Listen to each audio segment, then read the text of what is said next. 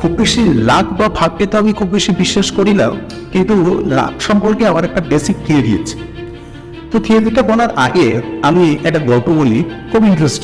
সেটা হচ্ছে, একদিন এই চিড়িয়াখানায় একটা বাচ্চা তার মাকে জিজ্ঞেস করছে, মা আমাদের পিঠে পুঁচটা কেন? তো অবভিয়াসলি মা বলছে যে আমরা তো মরুভূমিতে থাকি, আর অবভিয়াসলি মরুভূমিতে যখন অনেকটা মাইল জল পাওয়া না যায়, তখন আমরা মানে ভগবান আমাদের ওই পুঁচটা দিয়েছি যাতে পিঠের মধ্যে আমরা জল স্টোর করে রাখবো। তো বাচ্চাটা বুঝতে পারছে, বাচ্চাটা বলছে, মা আমাদের পাগুলো তো বড় বড় বলছে, দেখ আমরা মরুভূমিতে চলে অনেকটা রাস্তা যেতে হয়, তো অবভিয়াসলি ভগবান আমাদের বড় লম্বা পা দিয়েছে যাতে আমরা অনেকটা তো খুব সহজে যেতে হয়। বাচ্চাটা বুঝতে পেরেছে। বাচ্চাটা বলছে, মা আমাদের এই চোখের সামনে এত বড় বড় লোক বা এই ধরনের কথা কেন?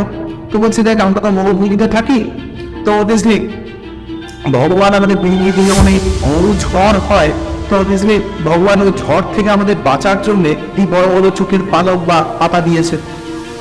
এবার বাচ্চাটা 6 নম্বর যে কোয়েশ্চেন বলছে তাতে মাকে পুরো হয়রান করছে।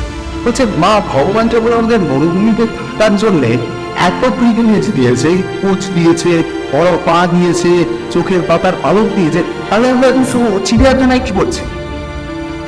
এবার এই প্রশ্নের উত্তর মায়ের কাছে নেই। এখন আমার মনে হয় লাখ কাকে বলে যে তুই যতই ট্যালেন্টেড হোস্ট কেন, তুই যদি প্রপার প্লেস, প্রপার টাইম আর প্রপার লোকেদের মধ্যে না বস, তাহলে তো ট্যালেন্টের কোনো দাম নেই।